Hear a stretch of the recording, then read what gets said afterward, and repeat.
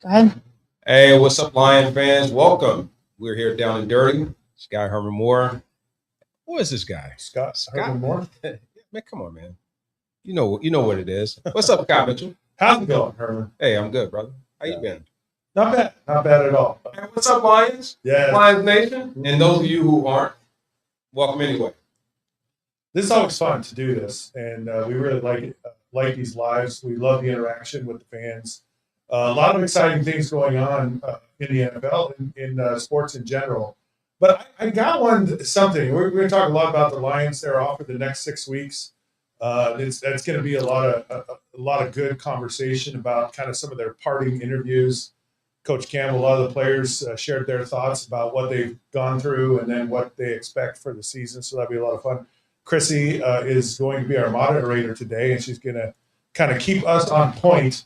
But before we get to Chrissy, there was something that happened today in the NFL. I think it's really significant, and that is Brendan Sorsby, who is considered one of the top quarterbacks in college football. He was at Cincinnati, went to Texas Tech. They gave him a bunch of money, like in the neighborhood of over $5 million. And he was betting, and it wasn't small. It was like almost 9,000 bets. Wow. Like it's crazy what he was doing. And I watched him play quite a bit last year. He was in the Big 12, and so I got to watch him and pay attention to him. He was a very talented player. He was going to do very well at Texas Tech, and of course everyone threw a fit because a district judge said he was eligible to play next year after the NCAA considered him ineligible to play next season. So he just to avoid everything, he just goes, "I'm going to go to the NFL." And the NFL said, today, not so fast, Mr. Sorsby. And I thought it was interesting because, the NFL is all about, we don't care what your sins are.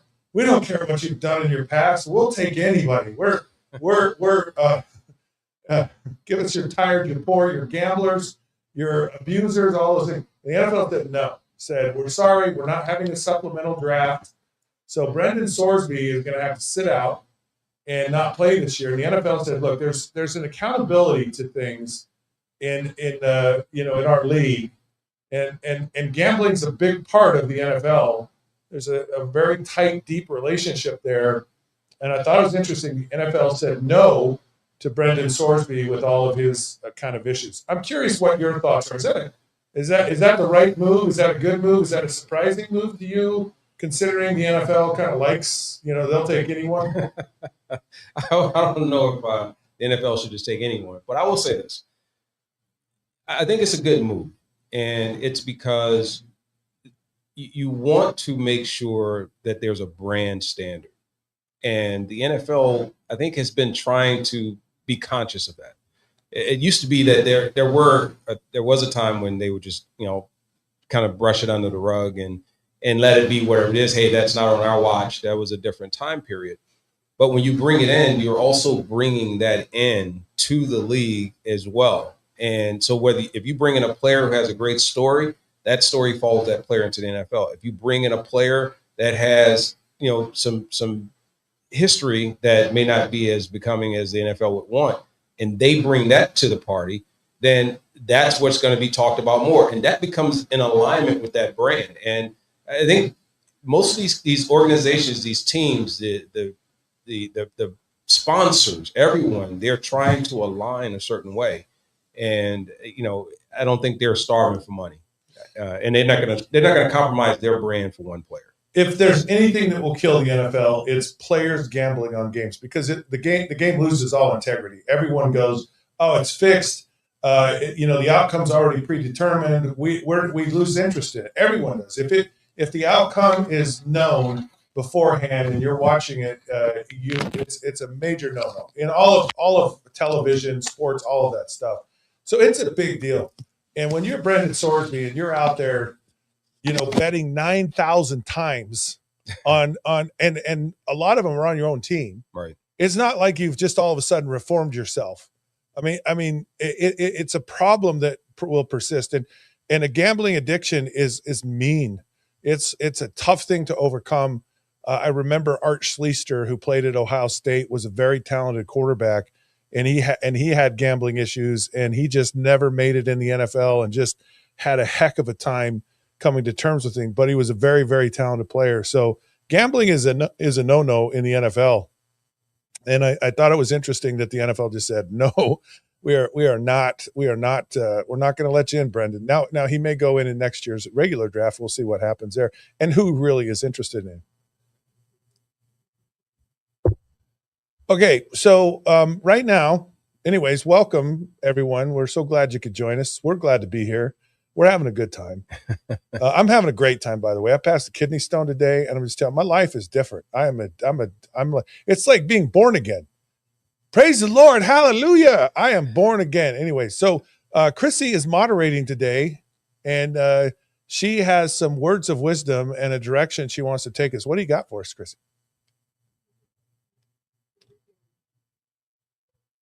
Well, not a problem.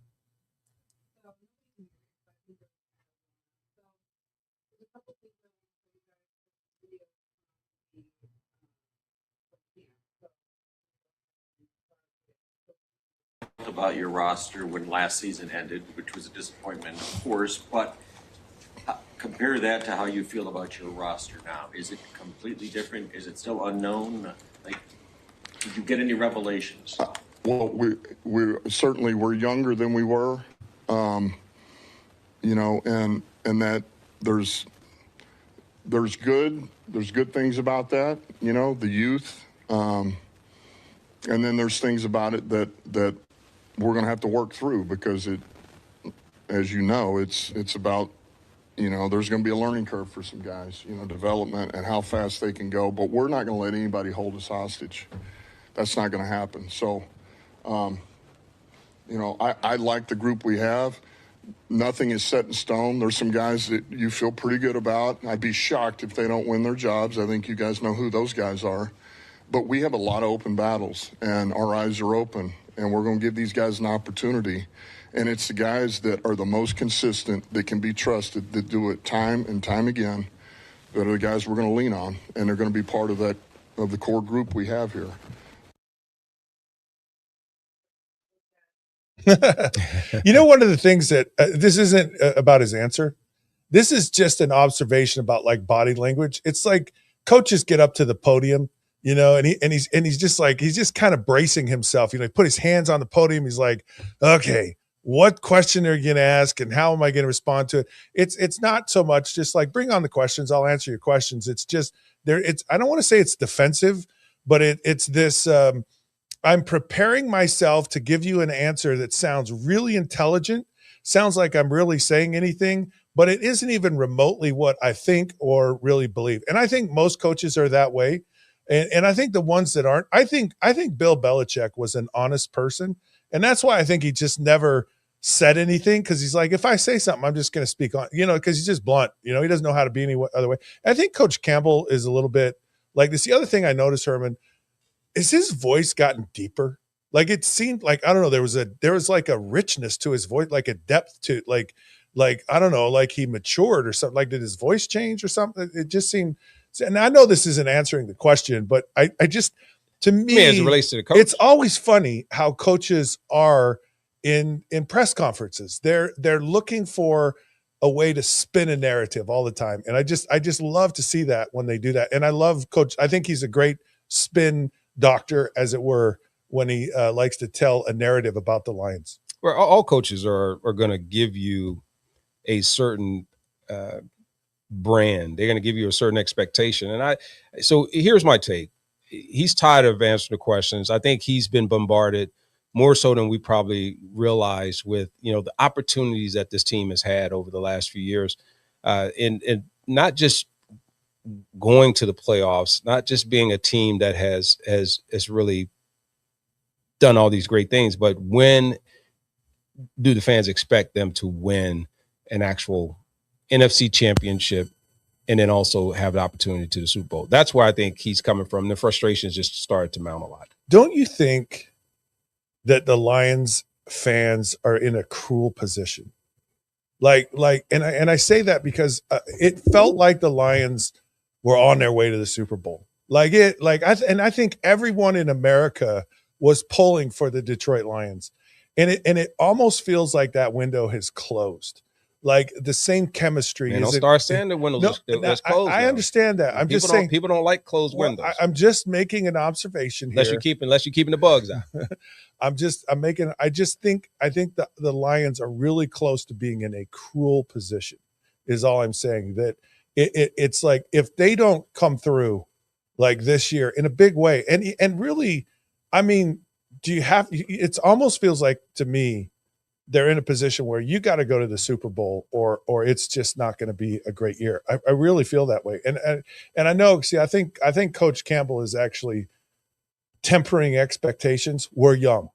Look, we're young people. And all that means is that just gives me a runway, because if I'm young, well, our guys don't know how to So play. you're saying, yet. wait a minute. So let me make sure I'm understanding. So you're thinking it's more of a coach looking for longevity and tempering the expectations, or are you saying that it's more, as they said in Fargo? What are you saying? You ever seen that? Like so. Well, I don't think I agree with your analysis here. I think we got a murder. Actually, what I'm saying is, I think it's a savvy statement by Coach Campbell. Okay. I think he's saying, I understand the excitement of the fans and the exuberance of the fans and the expectation of the fans. And I think he's like tempering it a little bit, like, we're not going to make any excuses, but we're young. We're young, and some guys got to come through for us, and we got to have some things happen. But it might not be what you all hope it is this year. All right. Well, I know a lot of people. We appreciate you guys, all of you that are joining us today. Just pop in on our live. We enjoy going live, by the way. So again, continue to follow us on the Down and Dirty.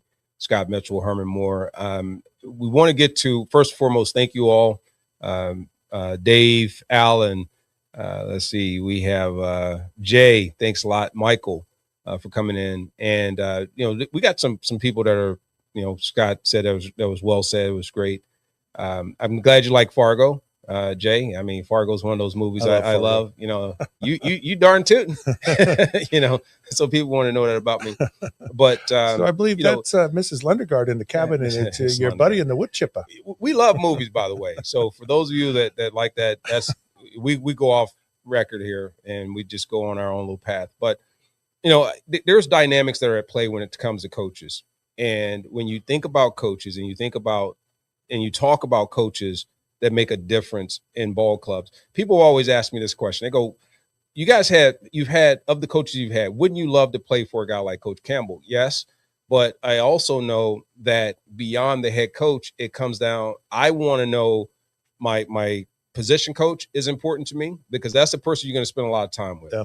The offensive coordinator or the defensive coordinator is the next person you're going to spend a lot of time with.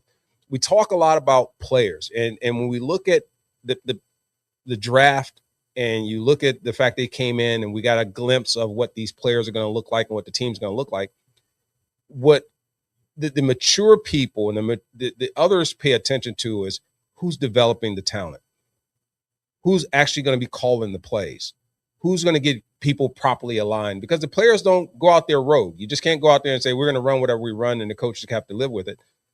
So when I'm looking at this, yes, we get a glimpse of talent. We get a look and see how they run around in their shoulder pads, and everybody's catching everything. Everyone can beat everything against air. When it gets competitive and the body starts to have to take, the beats and the bruises, and you have to have the physical part of it, and you have to show up on time, and you have to govern yourself. You got to manage your time. There's these other components that get your team prepared.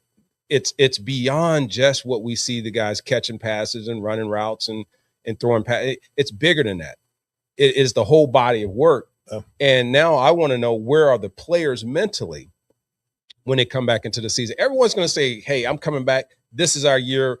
The players are maturing. We're going to be ready to go. But it doesn't matter. Everyone's saying that. There's guys who were fourth-year players on other teams that are now fifth-year players. There are guys who are coming from injury that are now coming off of injury that's got something to prove. Every team has pretty much same dynamics. See, what's the difference? Yeah, with me, the head coach is the guy. He's like your dad, right? He sets the tone. He sets the expectation, and he's the one that has to hold everyone accountable to that standard. And your position coach is like your therapist, maybe even your mom. You know, she's the one you can cry on her shoulder. You can kind of express your thoughts and feelings to. They're the ones that can talk you off the ledge, going to help you through and get your mind right for everything. So it is that whole group and that whole balance, and everyone's role inside a team, coaches, players, is unique and different. And when everyone really understands their role and plays it well, man, it's like beautiful and it's magic. Let's take a look at. I want to hit a couple of these up. So Scott, some people, we got Michael Miller. He asked a question: what position do you think the Lions are weak at? You go, and then I'll throw in what I think on that. So, what positions do you think the Lions are weak at? And if for those, we want this to also be interactive. So, throw in the chats here those positions that you think that the Lions are weak at, or where you think it should be. Throw those inside of our chat. I know in the secondary that's a big question that's going on. I think the offensive line, they've had some additions there that, if the changes, everyone feels like Penei Sewell is good and he'll be great in his new position, but it's still new and it's still different. The biggest thing I've learned through my experience with sports and in the NFL is so often you go into a season, you go, well, these guys are inexperienced. They don't look good. They're not, maybe not look good, maybe isn't the right thing, but it's just inexperience. It's unproven.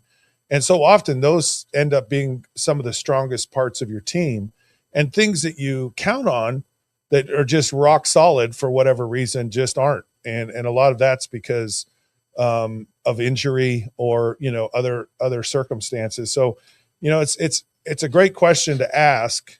Just on the surface, you'd say secondary offensive line may be the big question marks, but everyone knows that in the Lions organization. So they're doing, and everyone on a team, so they're doing everything they possibly can to make sure that those things don't happen.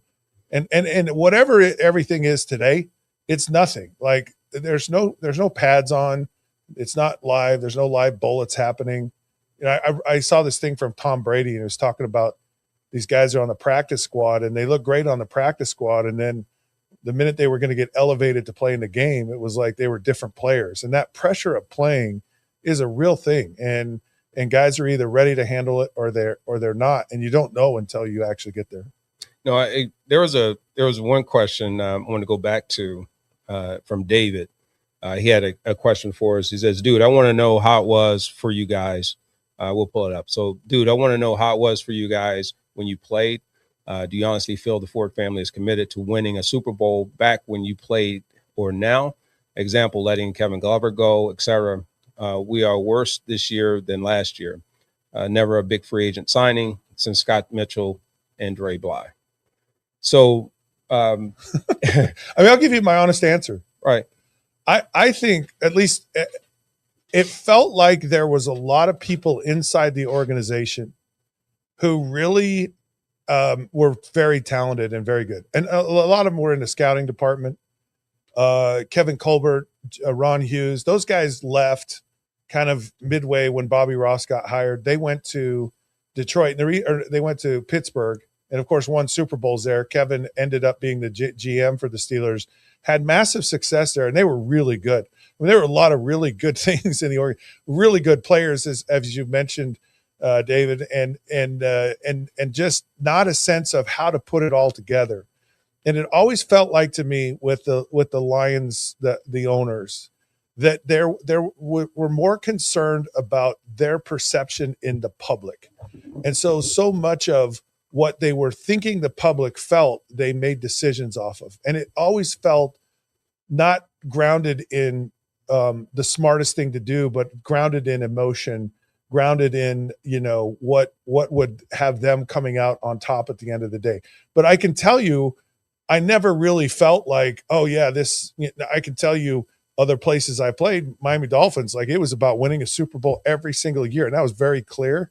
And I can't say that was what I felt when I came here from here in Detroit. So I'll say with that, I felt that Mr. Ford Sr., when speaking with him and talking to him, that he really wanted a winner. He really wanted that. He was passionate about it. He had a personal touch and a feel to it.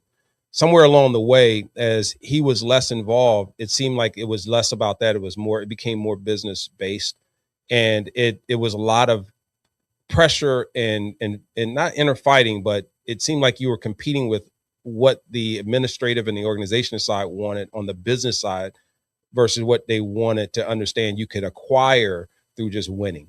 You can up the franchise, whether it's the value, whether it's marketability, whether it's bringing in new talent by just simply winning. When it became almost a us versus them, and it was about how to save money versus paying players, it wasn't like the sacrifice you see talking to players say, hey, will you take a pay cut, or will you restructure so that we can keep these core players? It wasn't about that. It was, we can't keep you because we have to pay that player. And so now you're having this attrition, and you're having this inner fighting that takes place, because now you're competing with to get paid. You had to really basically be at the expense of the value and the opportunity for the team. So it's different now, and I think they've been able to bring it back. I think it's helped because the money has gone up. I think there's been a little bit more flexibility. There's more marketability and money that is being spread and used, so the organizations don't have to rely solely on what they can keep versus it's all about attracting the talent and paying, because they know they can make it up in marketability, and they can make it up in valuation of their franchise. So I think the dynamics of that has changed.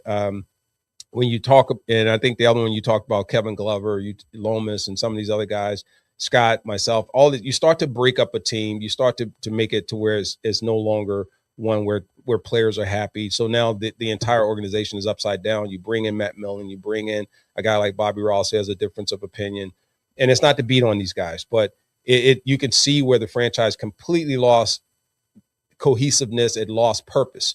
And if you don't have purpose, and that's all we keep hearing with Coach Campbell is purpose. We hear them, he's talking about, togetherness. He's talking about the importance of attitude and integrity. And then upstairs, they care about the moves that they're making as it relates to the position in which it makes them look like to their peers. You know what's a solution to a lot of the money side of this, and because you have to some degree, rob Peter to pay Paul kind of thing. And because you have a budget, you have a cap, is just take the quarterbacks out of the cap. Just have your cap and just have a special cap for the quarterbacks.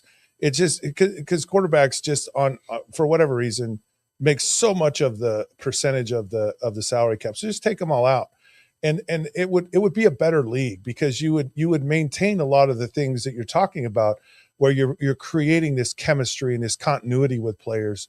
And it would certainly eliminate. One of the other things too about the Lions, it in our time, it just felt like there were 400 vice presidents, like vice president for jockstrap control. I mean, it's just all kinds of stuff, right? It just and everyone was jockeying for a position, a power seat, seat where I want to be, I want to be in this thing, as opposed to Eddie DeBartolo, who was massively successful with San Francisco 49ers. He said, the players are what it is, and I'm investing in players, and I'm going to take care of you as a player. I'm going to make you feel like you're worth something. And it was counter to really almost everything that was going on in the NFL at the time. And so the players were, they wanted to play for him. They were invested in it, but he put them in a position where they could really flourish. And so he got input from the players. Now, if the players didn't come through, then that was a different deal. But it was all about the players, and that's what the game is always about. It's always about getting the right players on the field and really taking care of them, and that's where you can really win. And I to some degree feel like the Lions kind of are doing that now, but it certainly wasn't that case back when we were with the team. All right, so let's take a real quick pivot, because we want to make sure when we do our lives again. Thank you all so much for coming in again, Dave. Thanks a lot for that. Patty, thanks for joining. Eric, what's up, Pastor? Chef Nikki and Mike Miller, thank you guys all for coming in. Nicole, let's go in, because I know there's a few things we want to do on today's show. I want to look at some clips. We're going to take some more questions, and so I want to queue up Chrissy right now, and Martin, thank you both for all the work that you do. We want to pull up a couple things today that we want to go through on some clips. So we'll have Chrissy come in and cue us on a couple of those clips for me. You're going to change structurally to kind of, maybe potentially mitigate that? Yeah, we're going to push it. We're going to push. That's what we do, and but we'll do it smart. We got to get these guys ready for a season. There's a chance we play some of these guys in the preseason without the joint practices, and so, I'm going to do what I think is best to prepare these guys for 17 weeks, but also understand that, man, we got to be smart about it, and we can't break them in training camp. And so the approach will stay the same. It will. And you got to get ready, and you can't let fear of injury scare you away from what you believe in. I think one of the best things about Coach Campbell is that he was a former player. And I think there's an art, and I think there's a necessary process to preparing your team to be ready for the season, to get through the whole season, and how you practice. And and I just get a sense, and I've heard him talk about this in the past. I mean, I heard him a long time ago when the Hard Knocks was around, and he talked about, he said, "Hey, sorry guys, I had to put you through that, but you got to be ready for the season. You got to get your body tuned to the physicality of what it is, and we have to push it." And so I think he's probably as prepared and as adept at understanding this balance that, probably more so than most coaches, because he was a player. So that is a great point. I one thing, there was another comment I went through, and I want to make sure we go back and take a look at. One of the biggest thing is health. Coaches talk a lot about getting their players prepared. The health issue is one that has kind of been looming a little bit for the Lions. It's one that has, I think, caused the fans to almost take a position, if we didn't have injuries and if our team was healthy. Right. And I try and also jump in at times and say, okay, well, we can't really use that as an excuse. We really can't talk about, when you get healthy, staying healthy is not really your choice, is not really your option, as much as you want to feel as healthy a team as you can. Injuries are going to happen during the natural course of the game. It is a physical sport. How do you prepare for that is, you really don't. You have to play, and then you have to be prepared with whoever the depth is. And that's why preparation of your depth at position is critical. Think about it. If we had to sit here and say, if I'm going to look to destroy the Detroit Lions right now, you can pick probably 3, 4, 5 players easily of a roster of 50 plus players and say, I can completely destroy this team and take them out of contention for everything by losing these key players. Yep. If you don't have people developed, that's why depth is important. And I don't know, if I had to credit the Lions with one thing, it would be, I think they prepare the players who aren't starters to come in and do whatever they can. They get the best out of their backups. They get the best out of the guys that aren't the starters. So when they come in, there is a little bit of time they're able to kind of buy because they're not unprepared. And that's one thing I've really enjoyed seeing about this team. So thanks again for that question. But yes, that was a key component, I think, that gets overlooked a lot of times is the health factor when it comes to football teams. Yeah, and when you say depth, part of depth is, managing games to where you're keeping your guys as fresh as you possibly can, not only through a game but through the season. So that's why you see a lot of these rotational players. Everyone talks about the running back position, and is it is Ja'Marr is he going to be the bell cow kind of thing? Well, yeah, but he's still gonna get rotation, because you need that player to play all the way through the season. So a lot of times you see that with the running back position, where it's not necessarily by committee, but it's by design to keep you guys fresh throughout the season and healthy. Same thing, you'll see that a lot on the defensive line.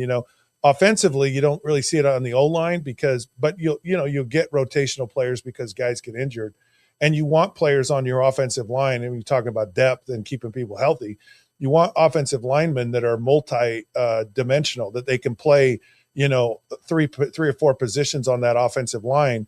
That's a guy that becomes extremely valuable to you for that depth question. But I'm curious, Herman, where is the line, right? Because you got to practice. There's got to be some physicalness to it, and is that line different today than it was back in the day, or because there are teams like talk about the Washington Redskins, they're in full pads on Friday, banging it away, and then you have the 49ers that never really hit each other during the week. So where do you think the balance is? How much should you hit? I wish we didn't hit as much. That's a good question. Let me think. Let me dial it back, because I don't want you all to think that what we shy away from it. You understand? We come from a time when you were in pads 3 days out of the week, and then even on Friday you were typically in shoulder pads but no lower pads, so that way people wouldn't tackle. They stay off your legs, and then Saturday was a walkthrough. Monday was a walkthrough, and then we were punished if we lost or if we had bad performance. You had to come out and actually practice, and then we did extra running if you didn't hustle. So it was a different time period than what we see now. You have to have the physical side of the game. You can't replicate it in practice by going all out. So that's pointless, because you're going to injure your own players and you win nothing. That's why it's important to get as much of it in, early, preseason. Yeah. When you look at training camp, I love the fact that you bring in these other teams and they play against each other. I think that gives you that game feel and that preparedness, because the body reacts differently. You're on a different mindset. Your body, I think, responds differently. I think you're more apt to get hurt in practice when you're going light than when you're actually going after it, because you're a little bit more tuned in.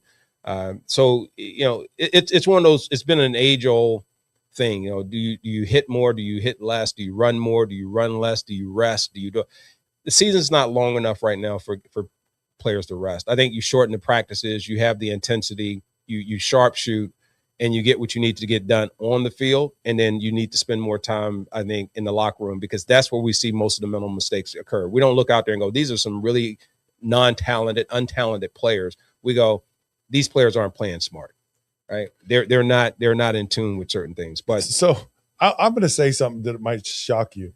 No, Scott, there's not much you could say to me that shocks me. Every week as a quarterback, you get beat up. And I don't think people realize this, and you don't see it as much today, but man, every time you threw the ball, I'd say almost 60% of the time you're going to get hit, and you couldn't defend yourself. So it wasn't like you were protecting. You had to throw the ball and just take the shot. And so for me during the week, it was just recovering, and I didn't get hit, or I wasn't hitting anyone during the week, but I was recovering because you take a beating as a quarterback. And so being able to manage that and work through that is a very challenging thing, even at the quarterback position, because, everyone thinks, well, you guys don't hit anybody. It's like, no, but we get hit, and you just don't know about it. Yeah, I want you guys to continue throwing some questions at us. We enjoy you being a part of our chat. Those of you that are on here, please continue to let people know that Scott and I will be going live once a week at a minimum. And we look forward to the engagement. We will be talking a lot, just to give you just some background on it. We'll have highlights. We'll talk about some of the news that has happened in Lions Nation. We'll talk about some of the stuff that Coach Campbell and his staff are talking about, but also talking about things that are happening around the league as appropriate and as we see fit. But more importantly, we come on these live chats really for you. It's for you to throw comments at us. It's for us to answer some of your questions. And he and I will continue to always talk, because we like to talk all the time. So we have some great conversation in the background. I'll see if Chrissy I know she has a few things for us to continue to go through. So we're going to continue to bring up some of the videos, and we want you to be able to look at those with us while we comment on them. And please, again, throw your questions in there, and we'd love to hear that. There's one right here. Is there a particular interview? This is by @DC8091. Super fan, love it. Is there a particular interview that Coach Fonts gave you guys remember, cracked up when you heard? Okay, I have it wasn't an interview, but it dealt with me directly. We had a Halloween party, and I dressed up as Coach Fonz. Everybody remember that. That's Yeah, that's iconic here. No, it's a big deal. Yeah. That was Mickey Mouse and the cigar. Yeah, I had the Mickey Mouse ears, a cigar, and the sweats on, and the pillow under my. I don't need the pillow anymore. So you were over there stealing stuff from the locker room just to come over there. More or less, like yeah. that. It's like I just kind of basically You did the pillaged cheap my way. locker room. I didn't. Yeah, and it was an awesome Halloween party because guys dressed. I mean, guys went all out in their costumes or whatever. So I went to the party as Coach Fonz, and I didn't. And it was a private party. It was like a team party. And so Johnny Morton was doing stuff on a TV show on Sunday nights. And he brought the TV crew because he thought, well, this will be fun. We'll get some footage, behind the scenes stuff, Lions at their private Halloween party. So the guy on the camera, I don't even know who it was. He's interviewing me and I'm talking as Coach Fonz. And I just kind of let loose. And I think one of the things I remember I said was, I'm on the seafood diet. Whenever I see food, I eat it. And it was, I was teasing Coach Fonz like any of us would in a private setting, right? Well, the camera, they of course it hit the news that night. It was all over the place. It was on ESPN. It was everywhere. My parents were just furious with me because I was making fun of my coach and what have you. And what made it worse was the game before. So the Halloween's on Monday, and on the Sunday game, Coach Fonz benched me. So everyone thought I was doing it as retaliation. But be honest, were you? There was a hint.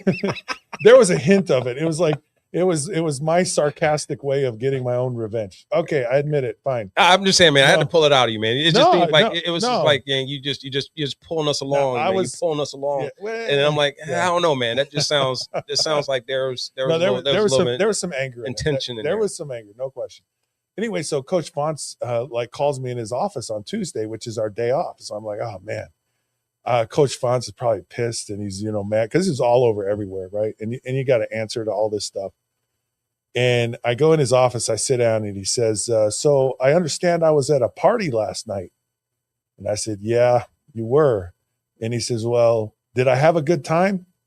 And I said, yeah, you had a really good time. He said, all right, that's all I need to know. As long as I had a good time, we're good.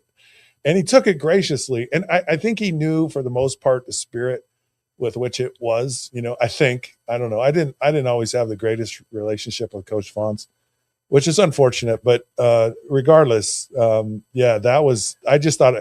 thought his way of handling it was absolutely beautiful, better than the way I handled it. So, I think one of the only one there's one I could think of, and it was when we were down in Virginia, and Coach Fonz came to visit with me for my pro day before I got drafted by the Lions, and when he came, he basically said, go get ready. I got on all my gear. I went and got my cleats, my shoes, my gloves, everything. And he says, we're going to go and have your pro day. I want to work you out one-on-one. And we're going to go over to Scott Stadium. That's the football field, our main field for UVA. And when I got there, man, I'm loose and I'm warming up. I'm getting all loose. I'm running, some back and forth. I'm running across the field. I'm doing all the exercises, right, and all the drills to get loose. I'm thinking like, man, where's like the quarterback? Where's everyone? And then he had already gone and talked with the media, and I didn't know that. And what he had basically alluded to is no matter what, if Herman Moore is available with the 10th pick, we're going to take him. And I'm thinking, man, like when he came to do this workout with me, that he was going to, get some film, do some whatever. I'm like, man, there's no cameras here. There's no other scouts. There's nothing.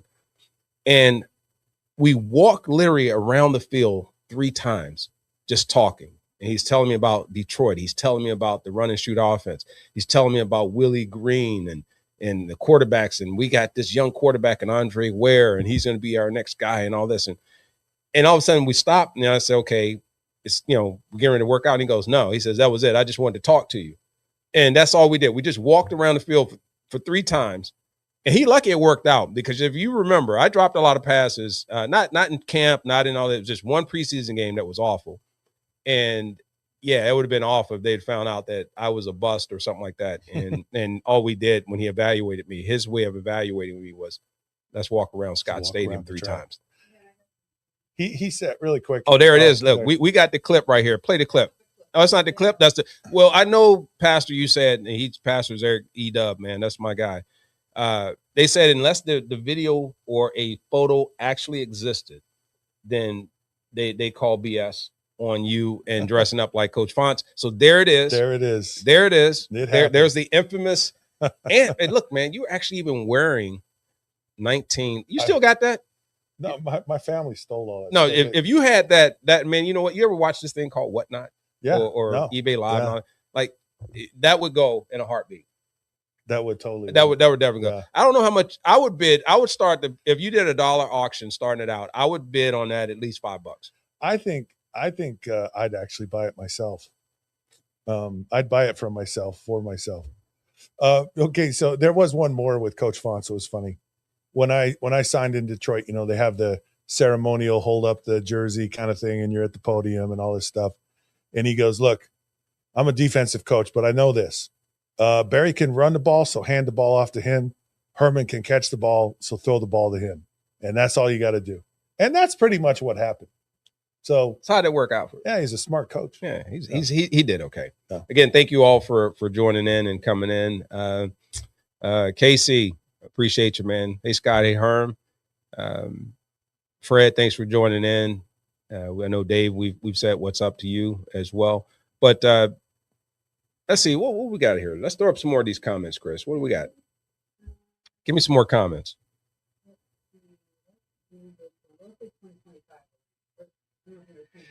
All right, so 1995 Lions versus the 2026 Lions. 1995. I mean, I thought that was going to be a hard question. So that's like giving us a cheat. That's like giving us no. No. Here's what's funny about the 95 Lions.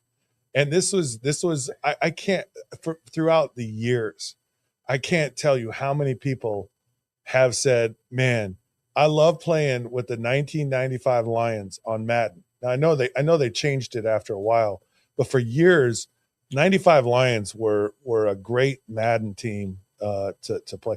We were watching some highlights earlier, and it was just like, man, it was so much fun. That just magical time. Yeah, let's show us a 94 highlight. But I do want to say this. You know, a lot of people always think, I know what I never understood, like why people get upset when they go, man, the old heads or the older guys, the vet, they always talk about their years. I mean, we can't talk about 2025 or playing in 24. We didn't play then. We played in our time.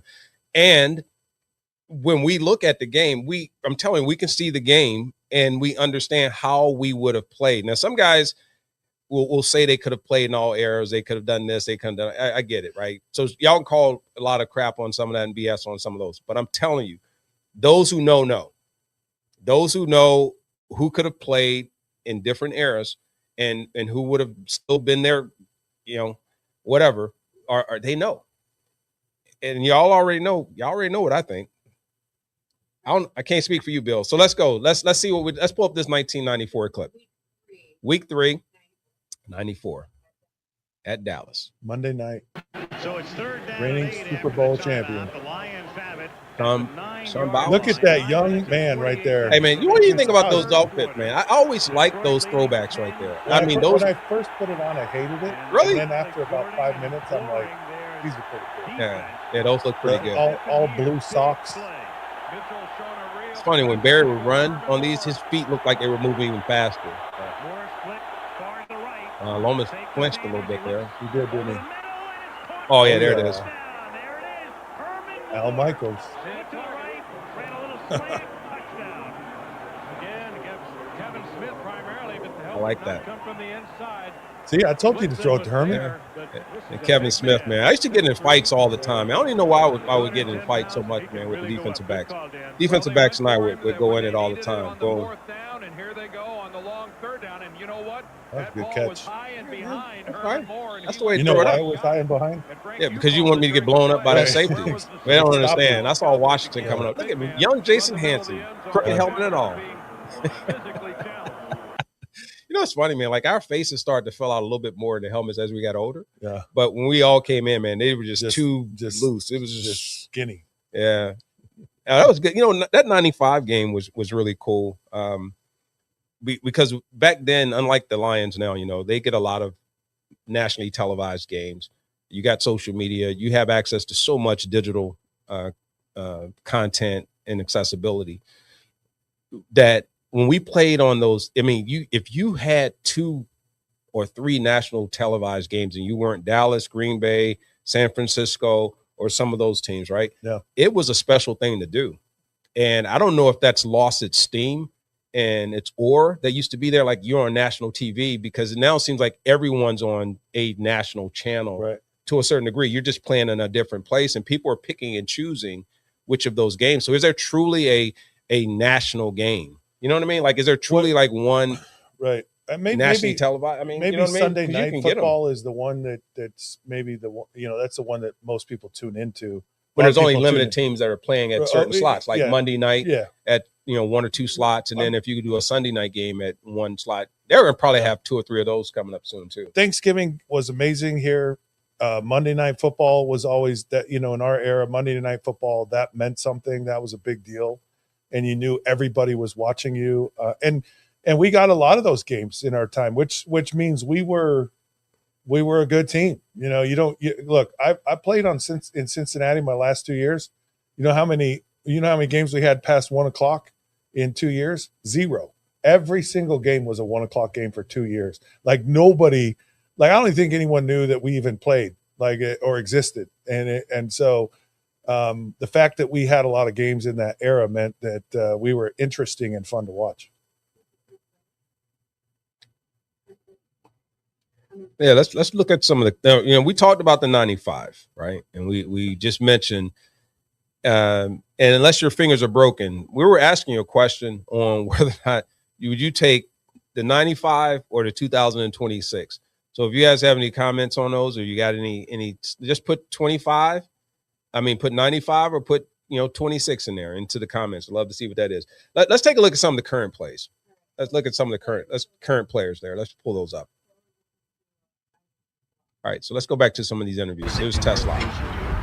Yeah, I mean, a bunch of things. You got things you can do in the weight room, and there's things you can do like jump rope, cone drills. Like you can do with field work. Are you asking like specifically, or just in general? Yeah, just in general. Yeah, just in general, those things. Where did you do some of that work this offseason? Some of it I was back home on the west side, and then I was down in Fort Myers at X3 training with Jordan Llewellyn for. So all right, so Chrissy's giving us a few things there that we're pulling up. We're gonna bring up another clip, but him going into his second year, Scott, the importance. You're quarterback, and I came in and it was a run and shoot. Willie Green was 6'2", 6'2.5", could jump out of the gym, but he was considered the big guy. Then you brought in myself and Reggie Barrett, 6'5", 215, 20 pounds each, and could run, could play across the board. And then Reggie, was he played at Syracuse? He was at UTEP. Oh, UTEP. Yeah. Okay. So he came out. He was actually the number 1 ranked guy. They actually dubbed us the Twin Towers when we first got here. And we were supposed to be the X and the Z, and we were going to be the 2 dominant guys that were going to just change the landscape in the receiving position here. Things didn't quite work out on his side. On my side, I was a little bit slower getting started. But when you look at Isaac Tesla, the Lions have always kept, it seemed like in Coach Campbell's era, they've always kept the 1 big receiver or 2 big receivers. We've seen the history of big receivers in the NFL, and then also in the Lions organization, they've always had that big dominant. He's always open, kind of get him to kind of pass. Kind of receivers has been something I think this organization has coveted.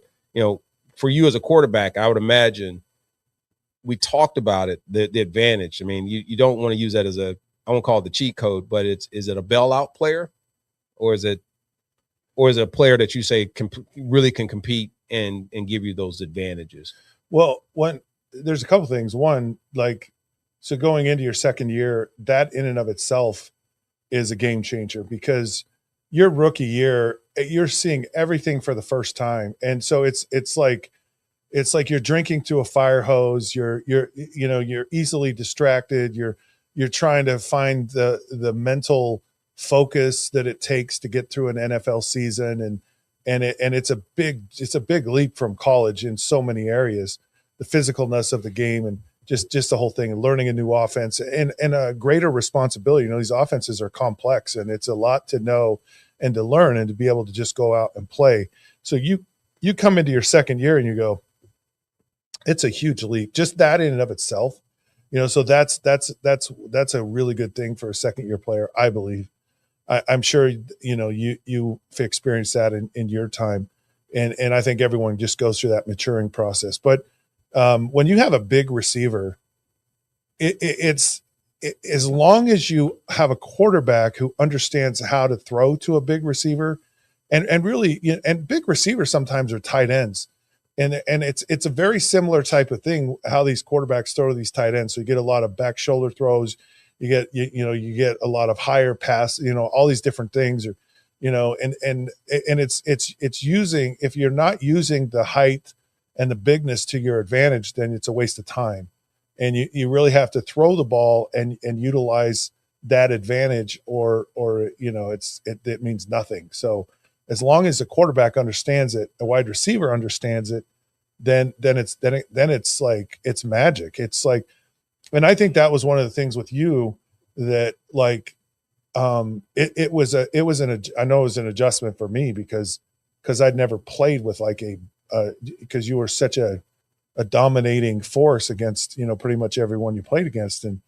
But it was learning how, and I've said this a million times, but learning how to throw to a guy that looked like he was covered. And you're actually not. And once you figure it out, it's like I've said as well, you can throw it to you every time, so that just gives you as a quarterback massive confidence to know that you have that, I don't know, safety valve, that, that kind of back pocket ace in your sleeve kind of thing. It's a huge comfort zone, especially when you got to convert third downs and keep drives alive. Yeah, let's look at a couple of these. You remember Mel Gray? I do. Yeah. How many years was Mel Gray here with you? I want to say maybe 3 years.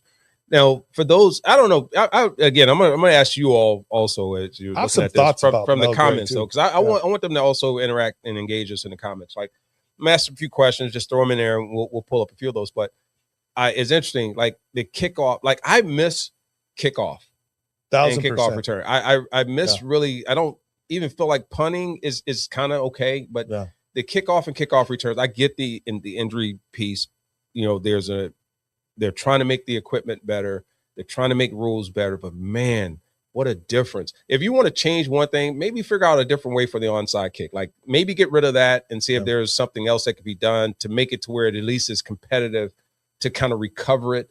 Or is it something else we can do to try and give you an option of getting the ball back versus this less than 1% opportunity I got a great solution to get an onside kick? I have a great solution for that. But here's where I'm going, But here's where I'm going. Like, that aspect of the game completely went away, which I hated, because I'm going to tell you right now, for those who don't, those of you who are younger or just now getting involved with looking at the sports over the last 5 years, whatever it may be, since probably Devin Hester and maybe, you had Dante Hall, you had some, it went away. Yeah. But I'm telling you, that was one of the most explosive, just dynamic plays in football that they could, you got rid of one of the funnest, one of the most explosive, toughest thing. When you talk about all players having to be on one accord at a given moment, it was so much happening on kickoff and kickoff returns that I don't think we fully appreciate. If they had highlights, you could go back and just watch kickoff and kickoff returns. You could probably find some really cool stuff that is happening around the football, with the football, the blocking schemes, the wedge breakers and busters that used to come down, and then the guys would score touchdowns to those that would get knocked out. I mean, it was everything in between. It was like a game in a game by itself. And I actually missed that. I get the safety. Gosh, I get it.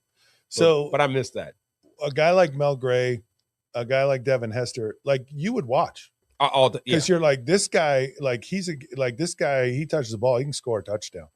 And I think the guys that were blocking knew that as well. So they tried harder, and it made it even better. And I asked Mel, I'm like, dude, man, you are lightning in a bottle. You're amazing. I go, why don't you, how come you're not? Because he didn't play wide receiver. Like he was technically a wide receiver, but he never was in the game as a wide receiver, or maybe at least in my time. And I'm like, man, we got to get you on the field. We got to get the ball to you on the field. And I don't think he's like, no, man. he's like, I'm a returner.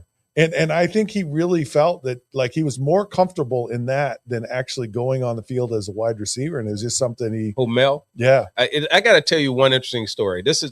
Mel, if you happen to be listening, which I doubt you are right now, but at some point this may get back to you. This is the funniest thing. So everyone used to come over to the fans, and because Mel used to, be able to take it to the house. And when he had a scene, he was gone. Boom, he's gone. And we came in, we were playing the Saints. We were a away game. And they said, Dave Levy was the offensive coordinator. He said, listen, they put the pressure on the fans. You guys put so much pressure on them. Said Mel Gray needs to become part of the receiving unit. The reporters, everyone. So they put Mel Gray in. We practiced all week long.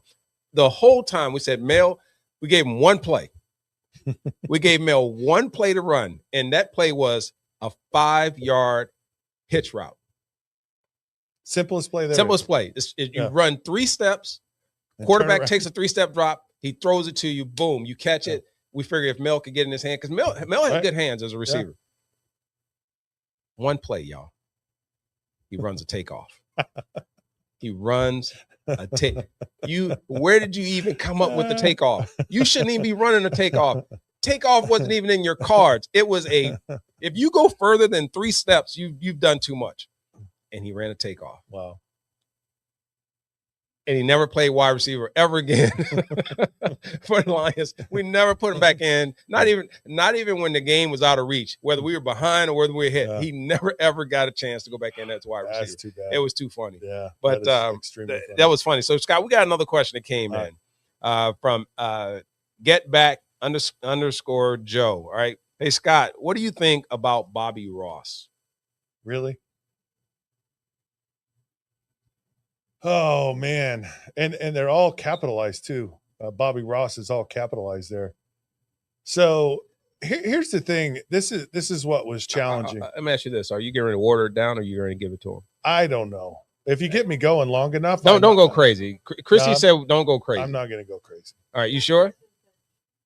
All right. No, I'm probably all right. I can look at this analytically, and here is the challenge. The way we were built as an offense did not match his style. That's really the bottom line. And there's 2 coaches in the NFL. There's a coach that says, I'm a system guy and I'm going to run my system. And I'm going to get people that fit in my system. Or there's a coach that goes, I got this and I'm going to tailor my system to fit what the talent of the people around me is. And that's what we really had done. So Barry is a very unique talent. Barry's not a power running back. Barry is not even I would even say a running back. Like he's not going to run up and like we were watching this film earlier and about the Green Bay Packers and how their defensive line, like everyone dared Barry Sanders to run inside tackle. He wasn't going to. They played the wide 9. Before it was called the wide 9. Yeah. Those guys would go really, really wide to try and force them back on the inside. And just wasn't going to do it. So that was the biggest challenge. And what was an even bigger challenge was, there was no compromise. It was like, it's my freaking way or the highway.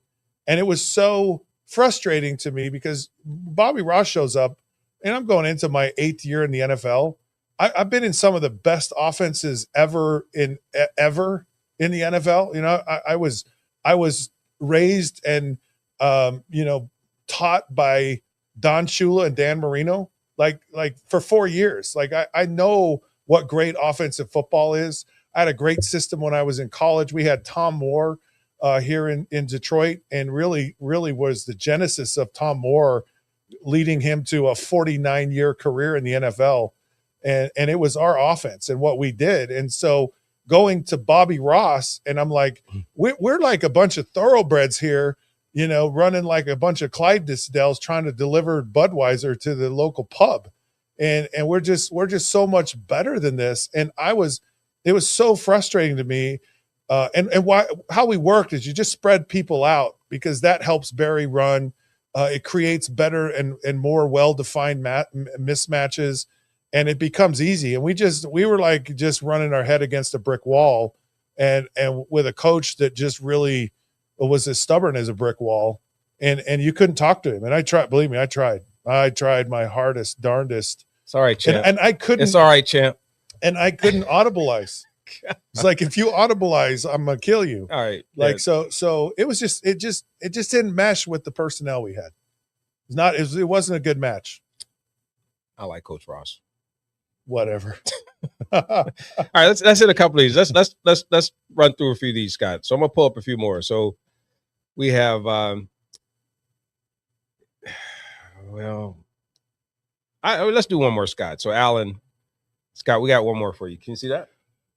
Yes, Scott. What can you tell us about when you played for the Lions with Ross and the coach with the Bengals? I think probably when you were with them. I think that's when you wanted to throw a couple passes.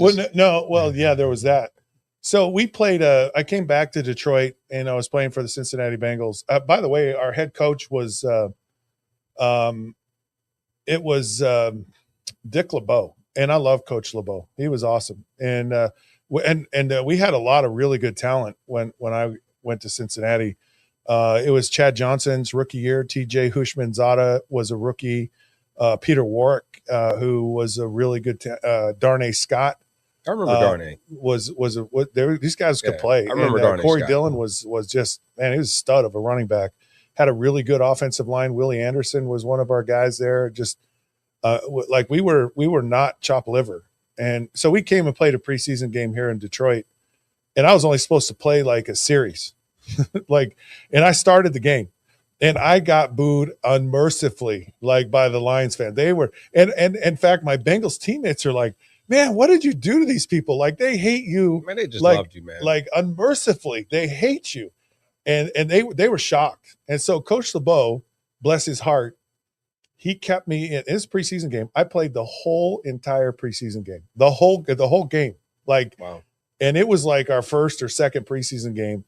And we just threw the ball and ended up beating the Lions.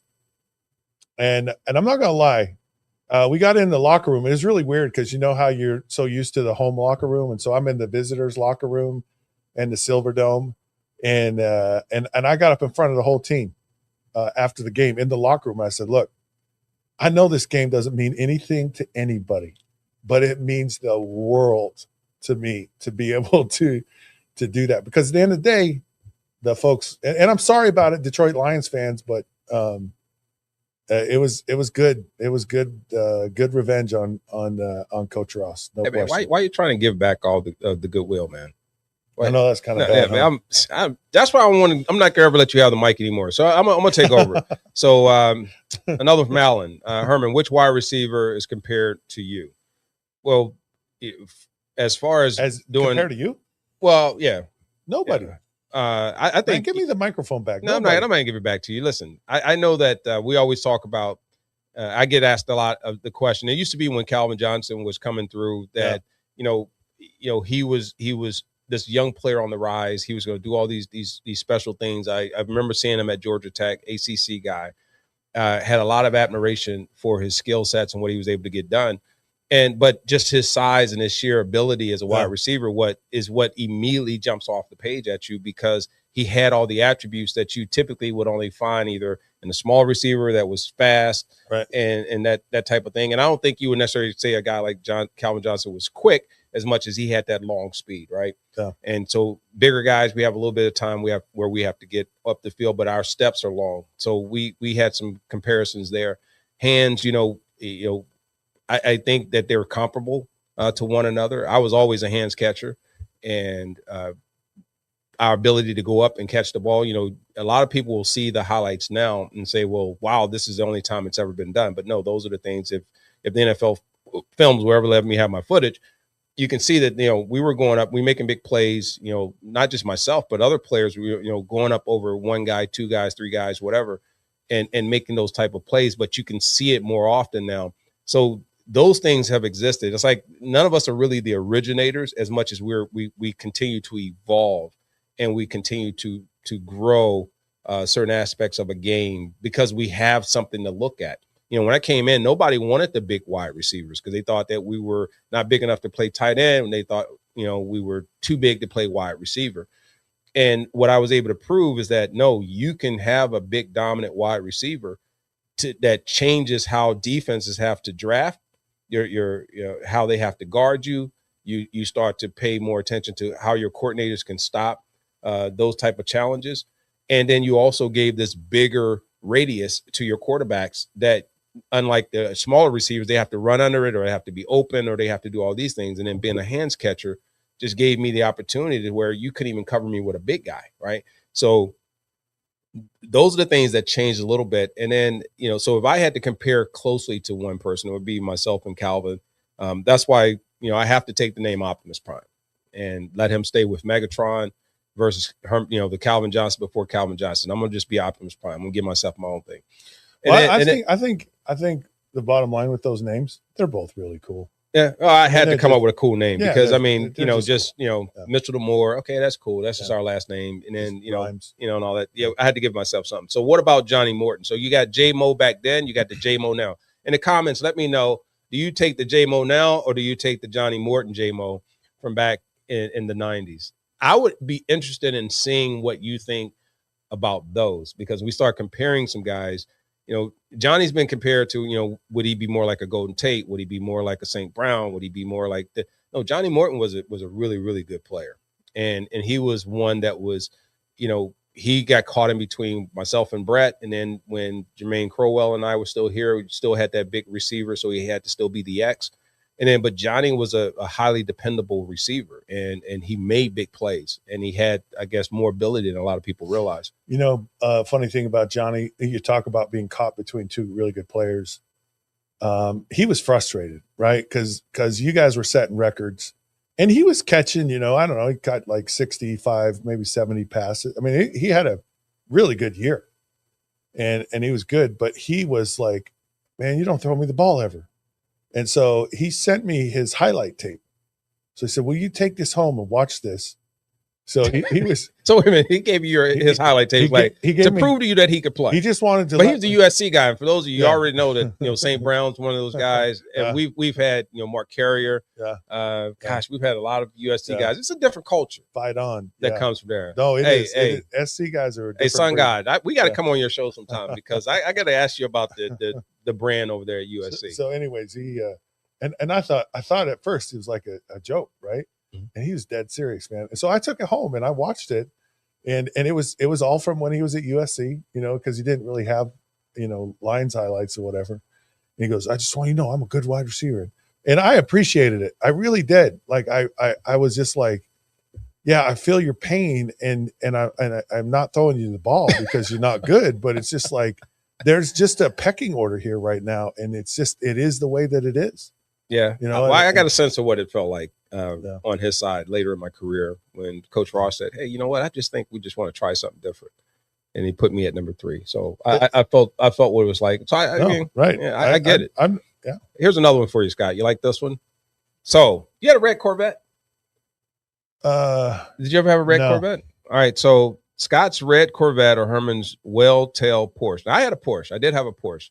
So I don't know where we got Scott's. What kind of cars did you drive? First of all, I wouldn't fit in a Corvette. I'm too big, and that's too low to the ground, man. I ain't getting that far down on the ground. I'm just saying, what did you drive when you were here? So I had a Lincoln Navigator. I drove that. I didn't know they had the Navigator back then. Yeah, it was kind of when they first came out, and was that like the Expedition was going against that then, right? Maybe the Ford Expedition. Well, Lincoln was Ford, but I'm just saying, like, yeah. they had that weird thing going. It was they had more like of the kissing cousin luxury line of a sport SUV, and I loved it. They were great cars. I had a Mercedes S500, but that was after, because you didn't have one of those early because you had to. It was when Chrysler bought Daimler, so you could actually have a non-American car in Michigan. And I drove in one of my favorite vehicles I had a Suburban, Man, I loved my Suburban. It was like because you have like kids and you have, it drove great. And Suburbans today, man, are legitimate. Like I know, but I'm just telling you, Suburban was. Whew. Yeah, it looks executive. You see people rolling around in Suburbans, man. Yeah. You never really like what technically important person is in there, right. Especially, You always think someone else is driving that vehicle for them. So now I have a Ford F-150 truck. Well, I like the F-150. It's my favorite. Yeah, so I like the one that when we go rolling out and you do that. Let's look at Patty. Thank you so much for your message too. Detroit has had so much potential over the years. The NFL is getting more and more challenging each year.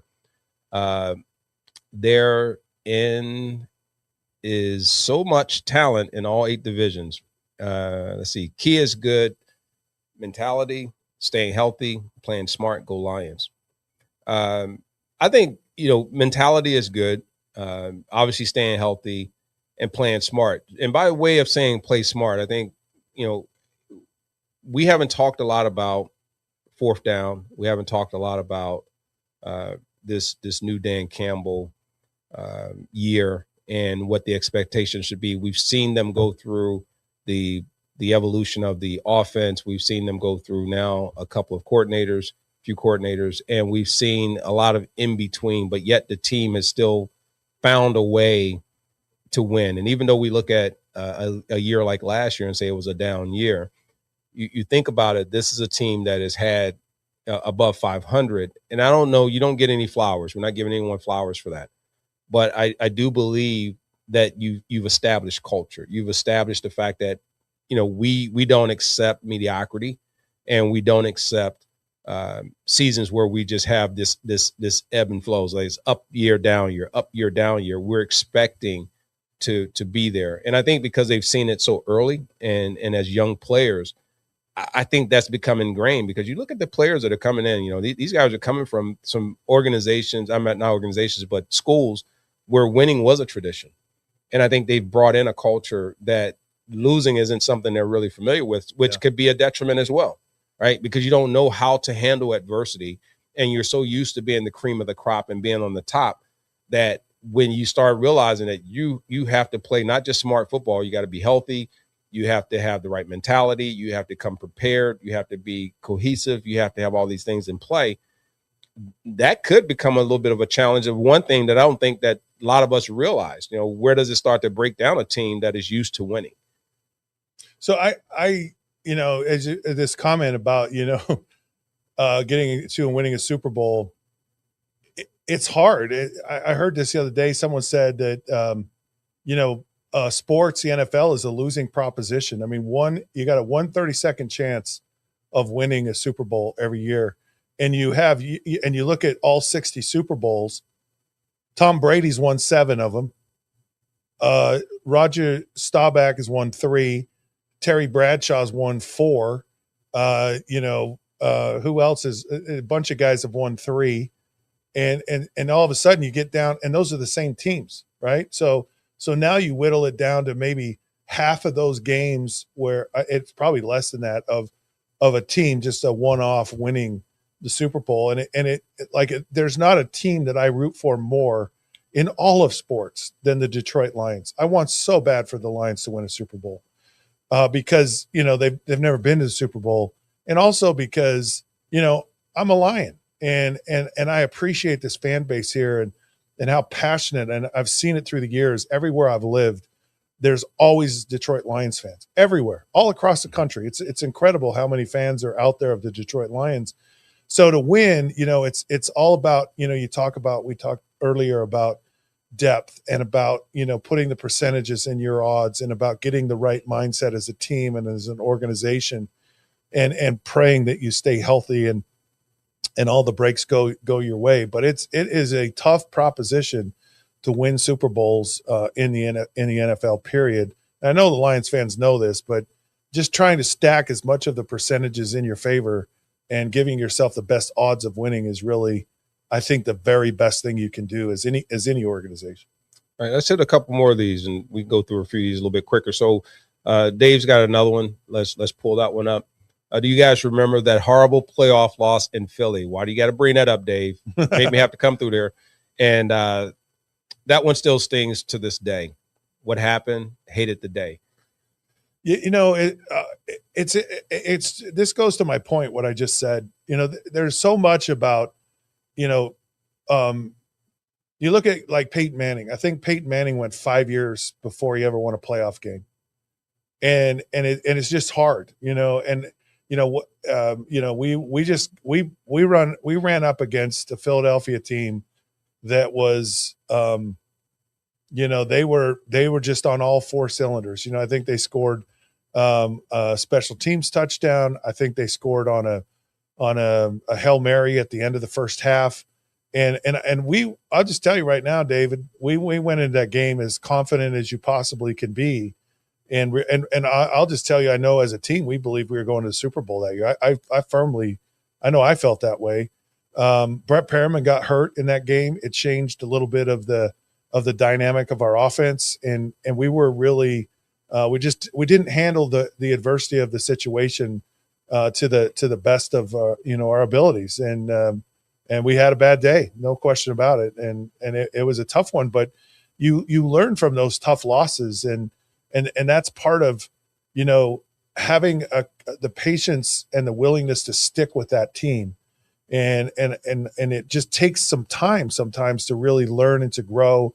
And sometimes you have to have those stinging losses to where you really learn how to win. And what happened is they just start dismantling things. They start changing things. You get a new coach and reacting, in a year or so later. And it's just really hard to keep that continuity going. Yeah. I'll sum it up. We got our butts kicked. Yeah. Like, and I think we came out with the right intentions. We just did not get off to the start that is necessary when you have made just such a tremendous run to get to the playoffs. It took us 7 games. We had to win 7 of our last 7 games to get there. And we did all those things. And I won't say we were exhausted, but I think I won't say there's complacency that set in as well, but we knew we were the hottest team coming into the playoffs. And it goes back to the culture piece I just talked about. If you're not used to winning and used to being at the top and understanding the pressure that comes with that, it's easy to run up on people when you come in from behind, when you don't have anything to play for and people don't expect you to win. But when you're sitting there and you're expecting, that's what this team is facing right now.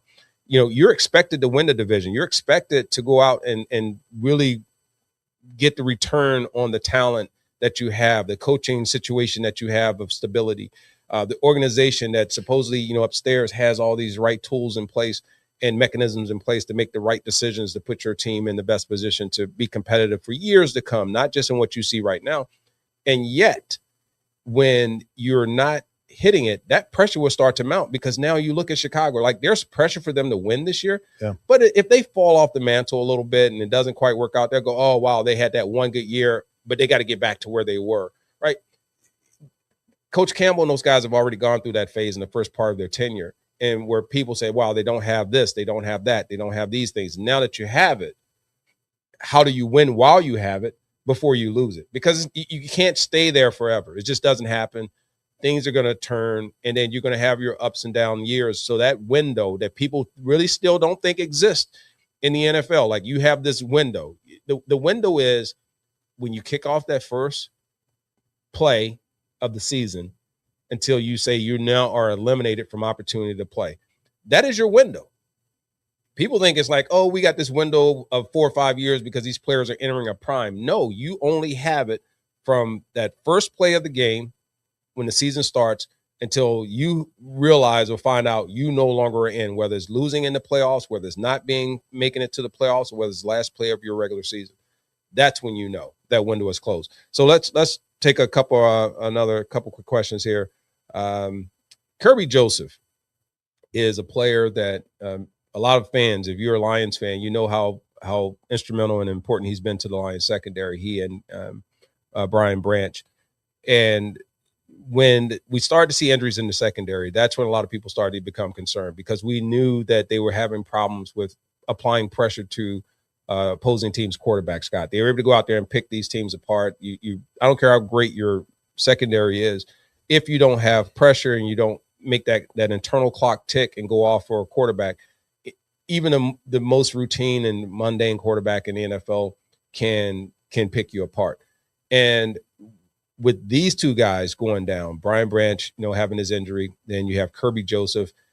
The concern is that will he be ready to play this year? And if he's not, even if he does come back, does he become a liability if he's not at 100%? And we know you just don't pick up where you left off typically when you come back from an injury, especially when it costs you that many games. So right now, I'll give my first, on this, but I don't know if he'll play this year. That's really hard to guess, and I don't think you can play the guessing game. It has to come down from inside to say this player's a go, no go. And then, as far as my thoughts on it, he's an instrumental part, but it goes back to what I said before. You really have to look at the depth at position, and then you have to look at your coordinators, and you have to look at, how can they game plan around what they will have and won't have. It becomes just as important as a coordinator. When we talk about judging a coordinator, stop telling me about how great people are when they have all the people they can put on the field, how they have it's the ones who can come in and say, I don't have everything I need to work with. And then they figure out a way in spite of that to make it happen. Now you go into a different league of respect from me. I can't speak for everyone when it comes to as a coordinator, how you game plan around that. See, I look at injuries, whether he plays or not this season, who knows? But I look at injuries as a way of creating more depth. And a lot of times when you give someone an opportunity to grow and flourish and to really play, you're often surprised at the results of things. And all injuries for me are just opportunities for a team to actually internally create depth. And ultimately, at the end of the day, if you can ride through the injury, you're going to be a better team for it. And he's a great player. And so when he comes back, he's going to be good. But the other side of it kind of pushes him too. Cause he's like, man, I don't want to lose my job. Like everyone who plays is like, I don't want to lose my job. So the way I don't lose my job is I stay on the field and I play. And so we'll see where it ends up. But I'm always a big fan of the opportunity that it creates to create depth. And Scott, I know this is we'll take this last question here, but I know that we've talked on the offseason. For many of you don't know that we do something in the offseason. I've been doing it now, believe it or not, 30 years. Since I came into Michigan until now, I've supported the first responders, our law enforcement, our public servants. And we play these charity games across Michigan. And there's typically 20 to 25 games we do per year to support them in their initiatives in their community. And there's a comment here from Fred. Fred, what's up? I want to say what's up to him, who's sending our next question. He's one of the volunteers who've gone there. He's just tried and true man, a great heart person that comes out and does everything. So Fred, we appreciate that. He's also a longtime Lions season ticket holder. So is officiating better or worse, in your opinion? Well, I think there's quick answer. I think there's better or worse. I think there's an attempt by the NFL to make it better, and I think there's that commitment to it. It seems like some things are better, but it seems like there's some stuff that just how can you miss that? I just don't know. With all the technology, everything going on, it still feels like there's some bonehead officiating that goes on. I think it's worse, and I think it's because not that the officials are necessarily wanting. I think the rule changes have made it to where not only are they wanting more play, and I think there's some manipulation. In my opinion, that's happening because, like I go back to what I said before. We're going to let them play and let fouls not be called at certain parts of the game, just so that it's more competitive. Like we said on the Hail Marys and all these things. A penalty is a penalty. We see it not being called. I think some of them are saying, "Hey, if I miss it, it's okay because we can catch it later on, especially if it's not egregious. Then they didn't see it. It's not a big deal." So I think it's not as an art, or I think as well, roughing the quarterback. Like, how do you call that? I mean you can't. You can run by and kind of touch a guy, and he looks up and looks at you, and depending on who it is, it's a foul. It's or some type of a penalty. So I think it's worse. And that hurt. Yeah. Come on, man. You gotta. Scott and I are going to be doing some things. We're going to continue to do some things off off the set and with the Down and Dirty show. But this has been absolutely fantastic. We love coming in here live. Love this. We're going to go back over to all of you and just say thanks again for joining us on our live stream. We look forward to doing this. We will be posting the next time we will be live. And again, we use this live session. Scott and I have come in. We have some things that we'll talk about, but this is really a session for you to ask us so that we can give you some of our opinion and to be able to give you just kind of our feedback in terms of what we see in the game, share some of our stories that we've had in past years, give you some insight of what we think about the current status of today's game, but also players that are playing the game, and just to hang out and just kick it with all of you. So thank you again for joining us on this live session of Down and Dirty with Scott Mitchell, Herman Moore. We look forward to doing this a lot more. So please check us out next time. Continue to follow us on all our social channels. You can check us out on X. You can check us out on Facebook, Instagram, and obviously you can catch us here. And Chrissy's yelling some other stuff in terms of where we want to be. So, and Mitchell to Moore is our handle. And I should know that. We got it. Yeah, I should know that. Mitchell, and there's Mitchell, and then number 2 to Moore. So check us out there. Thank you so much for being here on our live show, and we'll see you next time. Go Lions. Until then, we'll see you then.